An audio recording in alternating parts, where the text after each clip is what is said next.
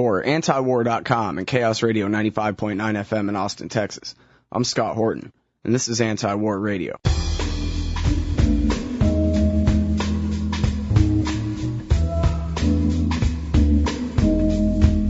All right, my friends, welcome back to Anti-War Radio on Radio Chaos 95.9 FM in Austin, Texas.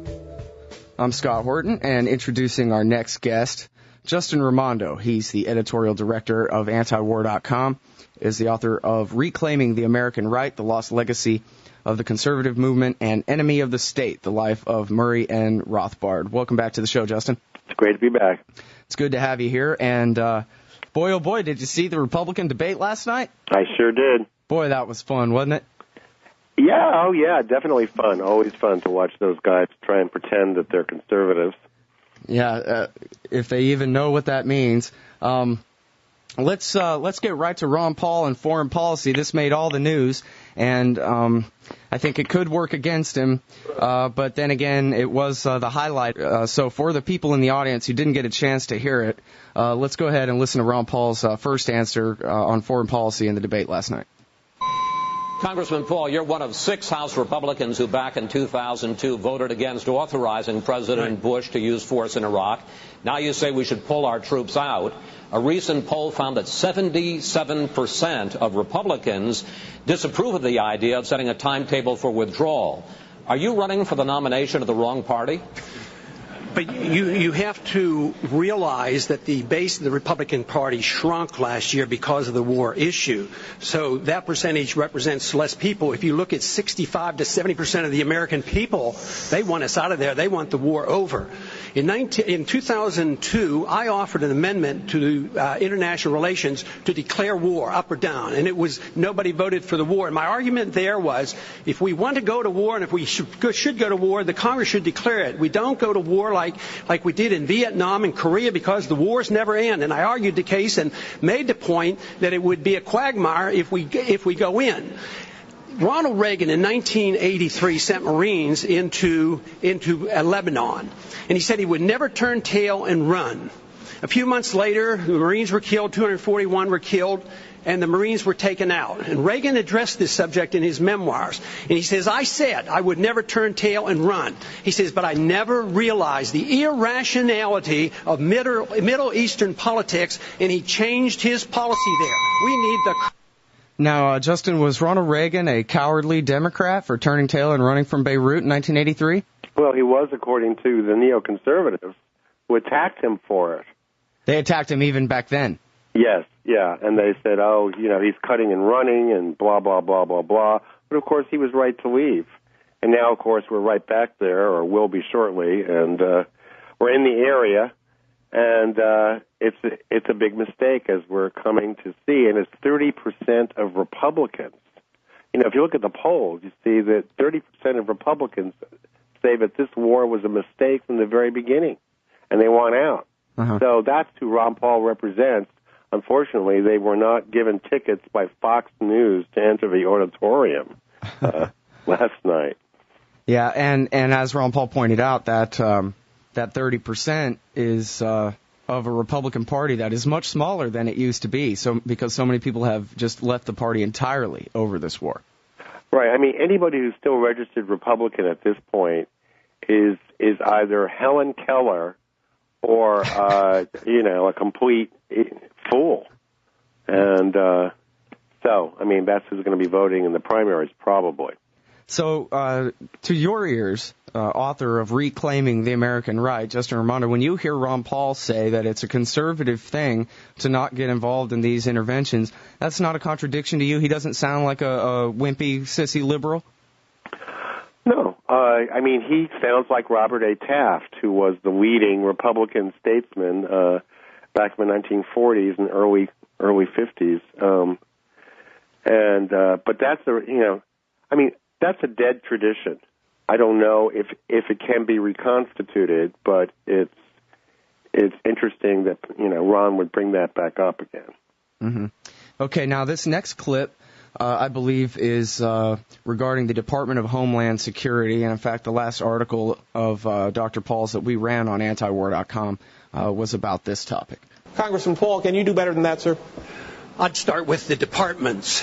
Department of Education, Department of Energy, Department of Homeland Security. We've started with, the Republicans put in the Department of Homeland Security. It's a monstrous type of bureaucracy. It was supposed to be streamlining our security, and it's unmanageable. I mean, just think of the efficiency of FEMA in its efforts to take care of the floods and the hurricanes. So yes, there's a lot of things that we can cut, but we can't cut anything until we change our philosophy about what government should do. If you think that we can continue to police the world and spend hundreds of billions of dollars overseas and spend hundreds of billions of dollars running a welfare state, an entitlement system that has accumulated $60 trillion worth of obligations, and think that we can run the economy this way, we spend so much money now that we have to borrow nearly $3 billion a day from foreigners to take care of our consumption. And we can't afford that. We can't afford it in the government. We can't afford it as a nation. So tax reform should come, but spending cuts have to come by changing our attitude of what government ought to be doing for us. You would eliminate the Department of Homeland Security in the midst of a war, sir? Well, I think we should not go to more bureaucracy. It didn't work. We were spending $40 billion on security prior to 9/11, and they had all the information they needed there to deal with the threat. And it was inefficiency. So what do? We add a gigantic bureaucracy, which they're still working on trying to put it together. And a tremendous amount of increase in funds. So I don't think that the Republican position ought to be more bureaucracy. I mean, why did we double the size of the Department of Education? All right, Justin. I guess there's no doubt that that was nothing but conservative arguments against centralization of power in Washington there. Well, you know, it's interesting how none of the other candidates could name a single department that they would get rid of. Not a single one. This is a Republican debate. I mean, what are we talking about here?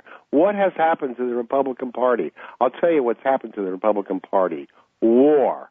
They should change their name to the War Party, because that's all they care about. Yeah, it sure does seem that way. I remember when I was a kid, Republicans used to always talk about abolishing agencies, especially education and things like that. Yeah, and of course, no more. And, you know, it's interesting how, the Fox News people call you sir if they don't like you. Right. You gave the wrong answer, sir. Yes, he should have said, I'm Dr. Paul to you. But now, on the question of security and Homeland Security, does Wendell have a point that it would be a mistake to abolish Homeland Security in the midst of a war, Justin? Well, I mean, let's look at what the Department of Homeland Security really is. It's just all these other agencies that they, already had in existence, these pre-existing agencies, about 10 of them, and now they're all under one tent. So what have they actually done? Nothing. It's just a name, Department of Homeland Security. It absorbed the Immigration and Naturalization Service and about 3 or 4 other agencies that deal with border security, period. Mm-hmm. And so what you have is this bureaucratic label that they invented. And, I mean, look, let's face it. Americans like the name Homeland Security. I mean, it's all about appearances. It's not about reality. It's just, oh, yeah, it's a great name. It's marketing, period. It has nothing to do with any kind of substance or any kind of extra protection that we are getting. Yeah, if anything, it makes it harder for the 10 former independent agencies to do their actual jobs. I actually know a lady who works for FEMA here in Austin. She explained to me how during Katrina, FEMA was basically not allowed to do anything without asking permission from Homeland Security first, and Homeland Security wouldn't do it. FEMA was set up to do what they want to do, at least on the lowest level, the actual, boots on the ground type people, first responders. They were ready to go out there and do their job. It was the new level of bureaucracy in D.C. that prevented them from doing so. Right. It's all about bureaucratic turf protection. These people have their little empires, and their first instinct is defend the empire, meaning their own bureaucratic empire, not the American empire even. So you have to get permission from them, and then you have to get permission from this guy, and then you have to send an email to this guy, and then, of course, the hurricane has already knocked over the entire city, so let's just forget it. Yeah, right. Oh, what's that? Somebody stuck in their attic waving out the window? Oh, well, we'll come back for you. Good luck, buddy. Yeah. Well, and you're really right about the how shocking it is really to behold the other 9 candidates look at Ron Paul like he's from Mars for saying that too much government in D.C. We ought to think about abolishing these things. You get more security from liberty, not from centralizing power in Washington. They all looked at him like they were all Democrats. Right. Well, I mean, they are all Democrats, basically. They're all neoconservatives. And as we all know, neoconservatives came from a Democratic Party. So, you've got a bunch of Scoop Jackson Democrats, Giuliani number one. And is Giuliani a former leftist? Well, he's a New Yorker. So, New Yorker, leftist, it's the same thing. Yeah, and now even for people, and I guess Romney's, they say he's flip-flop on a lot of these things, but even for the guys who are, actually conservatives who maybe, grew up in the Goldwater movement or what have you like that, they've still bought the line of the ex-leftist hook, line, and sinker. So what's the difference at this point? You're right. And, and speaking of Romney, I mean, Romney is the perfect post-millennium Republican, so-called conservative candidate. I mean, look at the guy. He has no real views about anything. Anything. And, he's changed his position, and look how slick he is. The hair is perfect. The suit, perfect. And the oily kind of manner is also perfect for the kind of switching he has to do. And no content. A Stepford candidate, if ever there was one. Yeah, his most original thought was that we should double the size of Guantanamo and torture even more people there. Yeah. Well, he actually said that in front of people and cameras and everything. Yeah. Well, it's the Jack Bauer crowd. I mean, all these people care about is war and torture. This is their platform.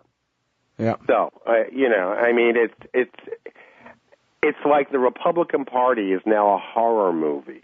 Not a very good one. Do you think that it's a mistake for Ron Paul to even try to save the GOP by leading it? No.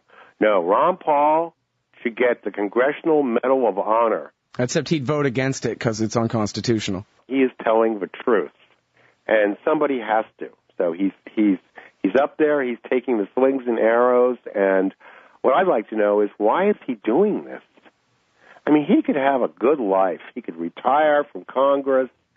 Like go back to his medical practice, hang out with his grandchildren, and yet he is going through this and subjecting himself to smears and jeers from the monkeys, who are left in the GOP, and he is really a hero for our times. I am lost in admiration for the man.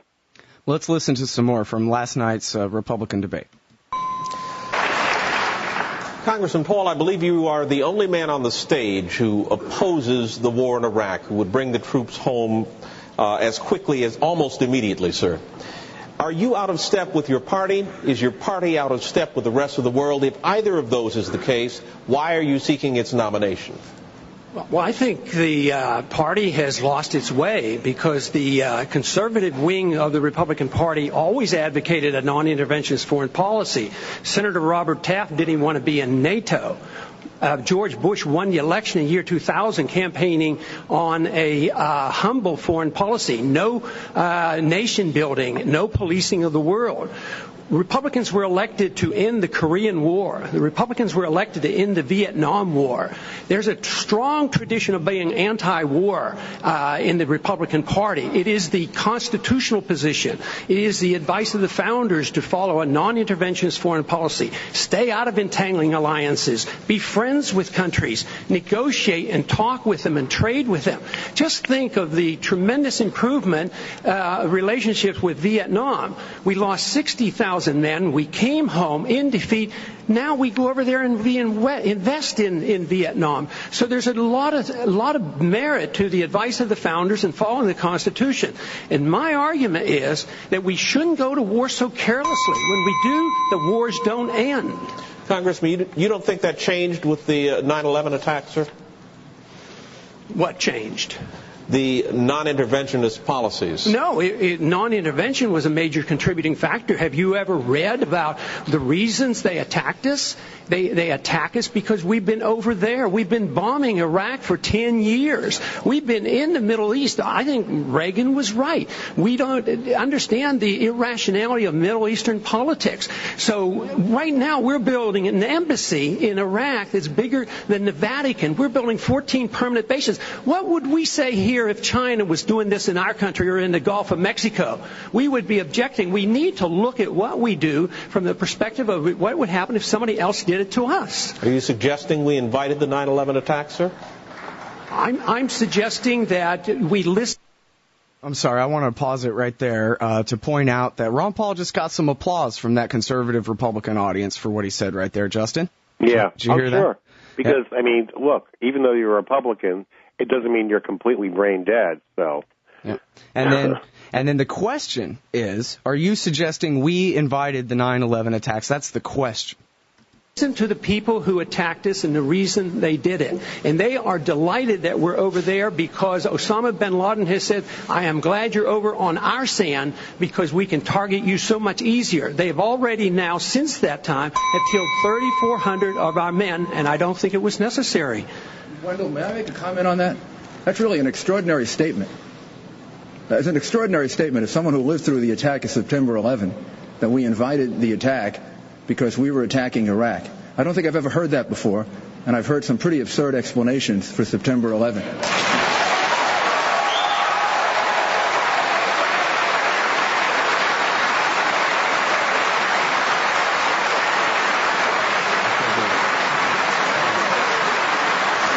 And I would ask the congressman to withdraw that comment and tell us that he didn't really mean that. Congressman? I believe very sincerely that the CIA is correct when they teach and talk about blowback. When we went into Iran in 1953 and installed the Shah, yes, there was blowback. The reaction to that was the taking of our hostages, and that persists. And if we ignore that at our own risk. That if we think that we can do what we want around the world and not incite hatred, then we have a problem. They don't come here to attack us because we're rich and we're free. They come and they attack us because we're over there. I mean, what would we think if we were if other foreign countries were doing that to us? Can I have 30 seconds, please? No, wait a second. We'll all get 30 seconds. They are coming. We all want 30 seconds to talk about this.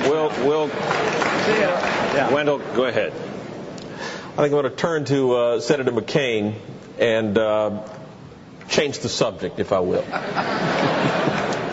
I don't think we're going to solve this tonight, gentlemen.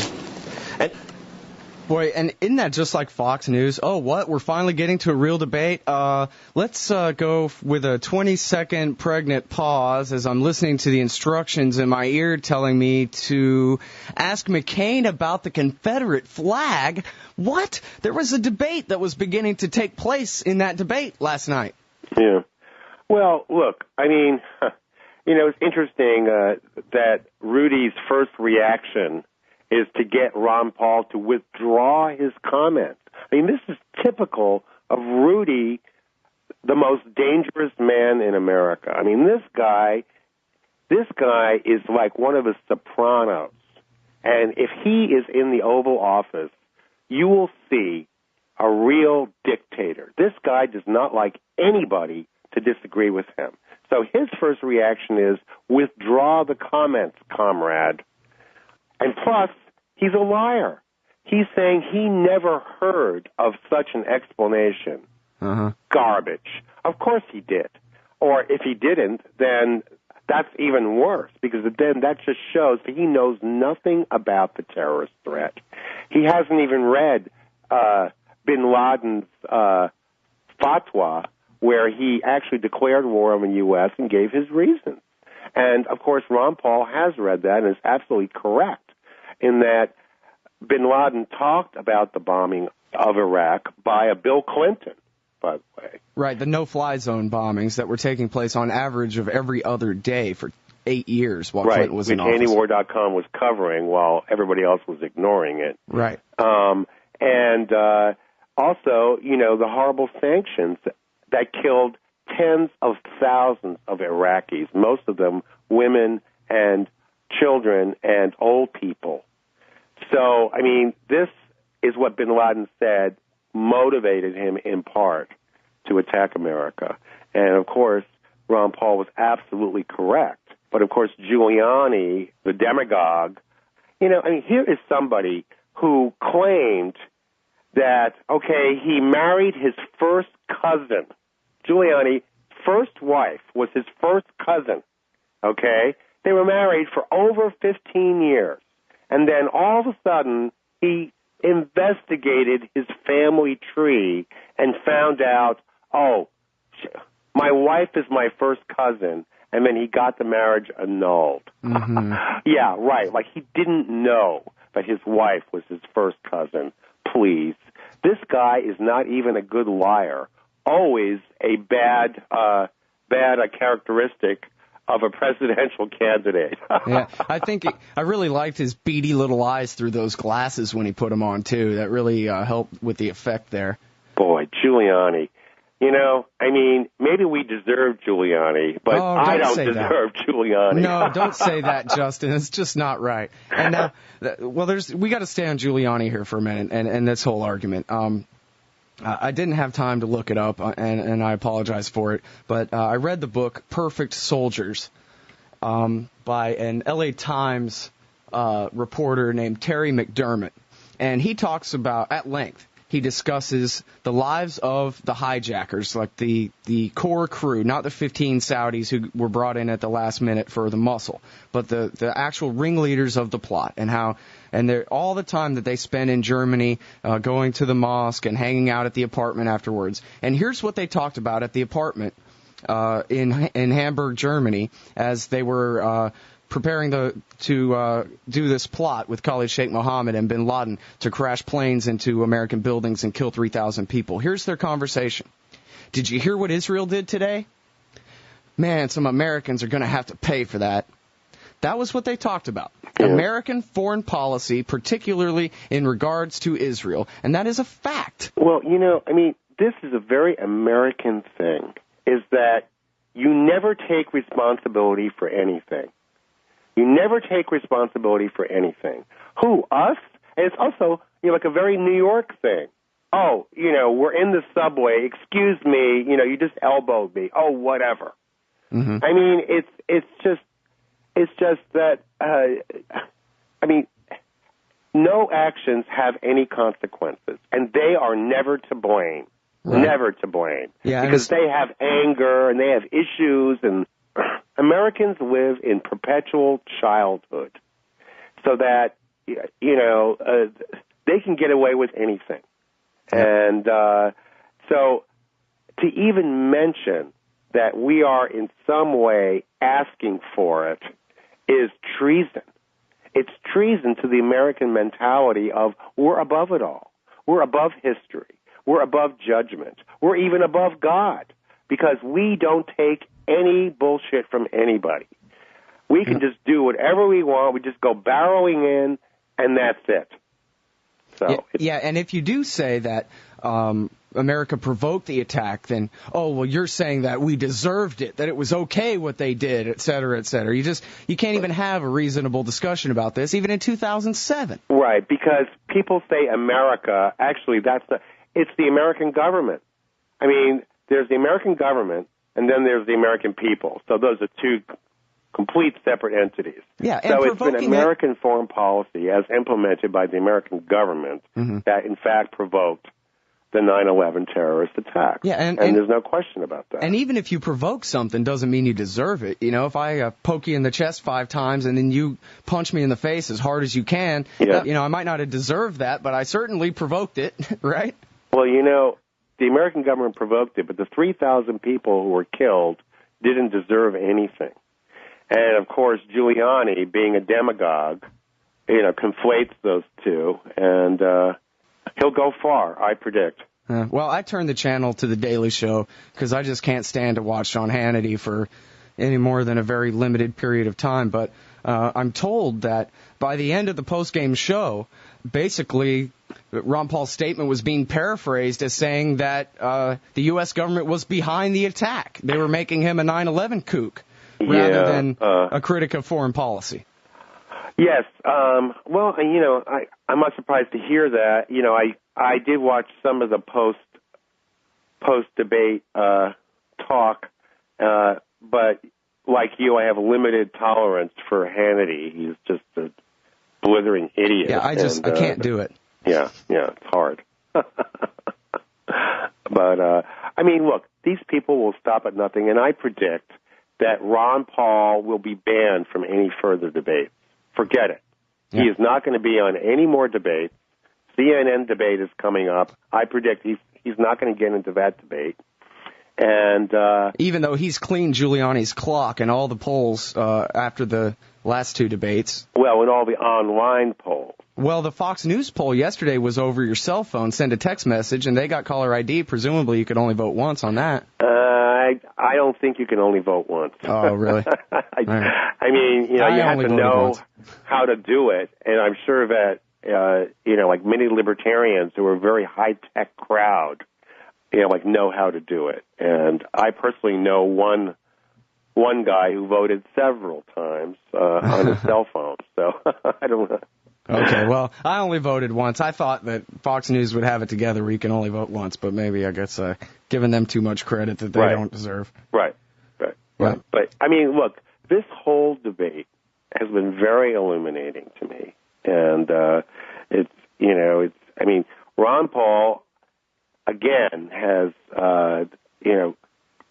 shown, just by speaking truth to power, he has created this controversy that kind of illuminates what the issues are and who's on what side.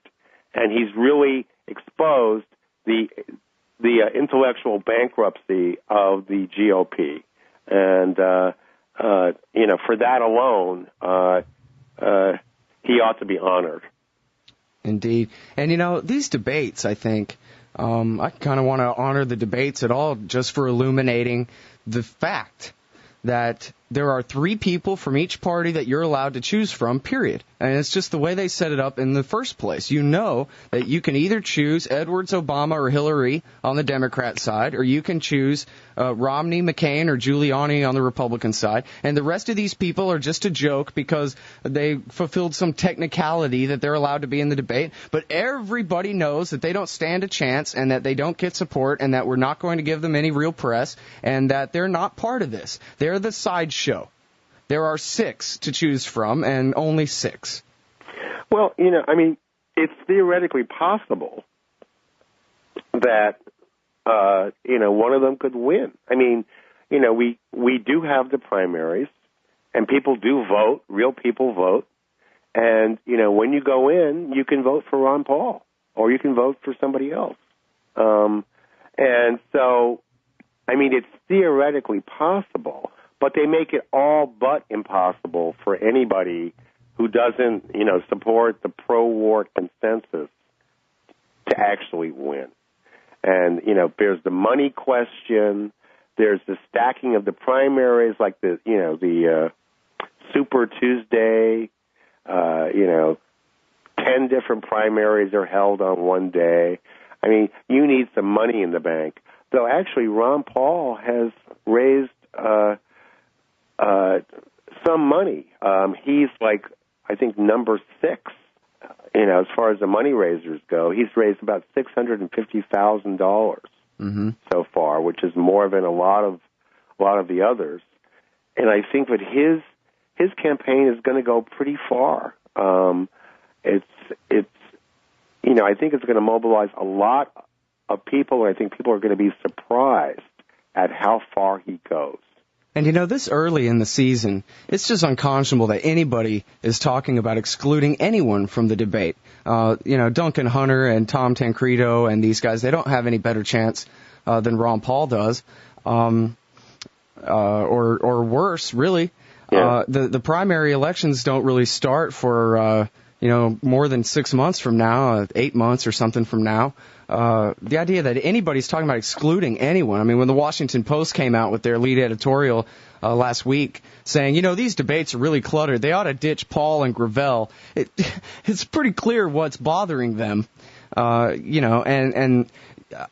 those in the audience, even if you hate Ron Paul, even if you're a warmonger or a hardcore socialist and you just can't stand Ron Paul, certainly you don't think he ought to be excluded from the debate. It's only May of 2007. Right. Well, I mean, that's how the system works. And, of course, the Washington Post, is just trying to cover its ass because, of course, the Washington Post was among the leading liars that lied us into war. And their columnists, Krauthammer, and the whole crowd up there, were echoing back the lies of this administration. And so, of course, the Washington Post, along with the New York Times, has a lot to answer for. So they don't want anybody who's outside of their little cocktail party Washington insider group to really be heard. Mm-hmm. And, I mean, this is their method, and it's worked pretty well so far, though it may not work this time because the country is in some pretty major political turmoil, and it's only going to get worse. I mean, I've been predicting this for a while. I'm from a generation back in the 60s when the Vietnam War really did produce a social revolution, especially among young people. And I think we're going to experience something like that this time around. War always does this. It makes people uncomfortable. It stirs the pot, and the pot is being stirred harder and harder, and I think that some of the stew is going to slip over the sides of the bowl, to pardon my metaphor. And so, we're going to have a mess on our hands. And as this war becomes more unpopular, I think that you're going to see a lot of political turmoil. I mean, look at the example of Bloomberg and Hagel. They're talking about running as independents. Mm-hmm. Bloomberg has $1 billion to spend. $1 billion. I mean, that's a lot of money. He could have a real impact.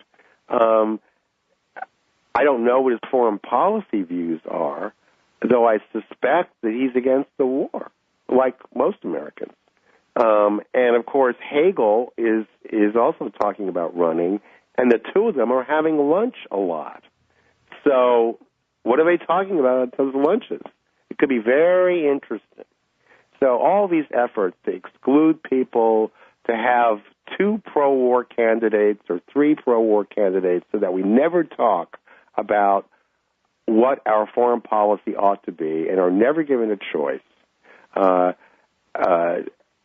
it may not work this time. Yeah, and especially since they tried to seize on this September 11th comment by Ron Paul as the thing to marginalize him. Everybody knows that American foreign policy is what provoked September 11th. I mean, Rudy Giuliani is probably the last person in the world to believe, as he told Sean Hannity, assuming he's not just an outright liar in this case, when he told Sean Hannity that the reason they attacked us is because of women's rights. What? Nobody's so stupid that they believe that anymore. Well, what I'd like to hear him say is that they attacked us because of a women's right to choose. Yeah. Why doesn't he say that to the Republicans? Yeah, well, and I love this. This is the Conservative Party is the champion of spreading liberalism to the world, and no contradiction there. Yeah. I mean, that's been their major thing, women's rights in Afghanistan. That's why our soldiers are dying there, right? Mm-hmm. Good luck with that one, buddy. Yeah. Well, just because there's never been such a thing as women's rights in Afghanistan doesn't mean that America can't make it with machine guns and howitzers and such. 10,000-pound bombs, They can create women's rights out of the void. These people believe that military power can accomplish anything. that they can, change 4,000 years of civilization, that they can do anything. And, I think that, like, a lot of this is due to television. I mean, look, you turn on the TV, and there's always law enforcement stuff, and there's always military, programs about war and whatever, and force. Force is always kind of a deus ex machina, the thing that can, do the impossible. And increasingly, like Americans believe that force is really the ultimate solution. And guess what? It isn't. Yeah, well, what happens is they just make matters worse. As Ron Paul pointed out, bombing Iraq was featured highly in bin Laden's fatwas of 96 and 98. Michael Shorter's pointed out over and over again, and in fact, has gone ahead and called George Bush a liar for telling us anything as a motive for Al Qaeda other than America's foreign policy. It's and he lists it. He says it's the no-fly zones and the blockade against Iraq, which has now been replaced on the list by the occupations of Iraq and Afghanistan, support for local dictators, pressure on them to set the price where American companies want the price set, support for Russia, China, and India and their wars against Muslims, and support for Israel and their occupation of Palestine. Right, Simple as but that. See, Scott, all of these are empirical facts. Facts that have to be discovered by doing research, by finding out about other countries, for example. And, of course, Americans don't have time for this, and they're not interested. Yeah, I guess you're right. In any case, what most Americans are interested in is a story, a narrative. And there's the good guys and the bad guys. And the bad guys hate us because we're free and beautiful and prosperous, and we have iPods, and whatever. So I mean, it's just this kind of fairy tale story that is comforting to them, and of course it flatters Americans. I mean, when you're living in a decadent, corrupt society, this is what happens. You get the leaders you deserve. In a rational society, Rudy Giuliani would be a doorman somewhere in like a Manhattan condo. Mm-hmm. In our society, he's a credible candidate for president. Yep. The worst always rise to the top, and you're seeing it now. Yeah, well, I can't get over the fact that it is 2007, and people have had a chance to take a deep breath. And, I think if they were trying to pass the Patriot Act for the first time now, they'd at least have to read it and debate it.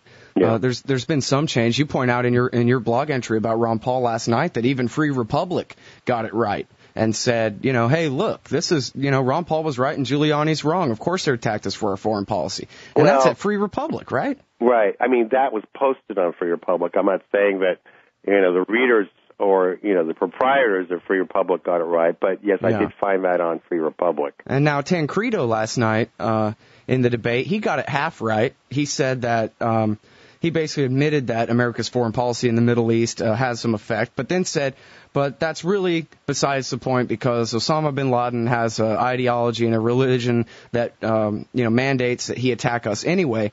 And I just would like to add to that to the degree that that's true, if it's true, he still doesn't have any followers unless he can point at an occupation. And that is a fact. And Robert A. Pape, who researched and documented every single suicide bomber between 1980 and 2004, showed that when the occupation ends, the volunteers for the terrorist groups dry up.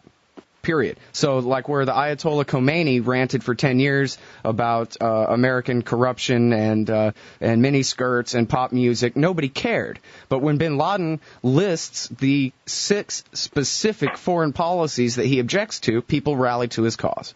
Well, I mean, it's not surprising that Mr. Tancredo, whose whole campaign is based on hatred of foreigners, would talk about how inherently all Muslims want to attack us. I mean, that guy is all about hatred. And, of course, hatred is based on ignorance. He knows nothing about Islam, Muslims, or anything else. And so you can tell that by just looking at him. Right. He's the guy that wants to deport all the Mexicans. Right. Well, good luck with that, buddy. Come to my neighborhood, and you'd have no one to wheel the baby strollers. You'd have nobody working in restaurants, and people would be wandering around in a daze. Who would do the work? Not the Americans. Hey, let me ask you this. If Ron Paul can appeal to the conservative Southern Christians and say, look, I'm anti-war and I know you guys love war and everything, but check me out. I'm a Southern Protestant too, and I'm good on all the other questions. At least I want to make abortion a state issue, not a federal one, so you can outlaw it in your own states if you want, etc. If he can bring them on board, and if he can show the guys on Wall Street that they're better off with a free economy than raiding the U.S. Treasury, and I know that there are many business-oriented Republicans who really like Ron Paul. Do you think that he could possibly put together enough of a coalition to even come close to getting the nomination here? Oh, and very quick, because we're all out of time, too. He could. Anything is possible, though I wouldn't bet the farm on it. Yeah, well, that's a pretty good way to say it. All right, we're all out of time. Thanks very much for your time, Justin. Anytime. Bye. All right, everybody. Justin Raimondo, he's the editorial director of antiwar.com. And this has been Anti-War Radio. See you back here at 11 o'clock Texas time tomorrow.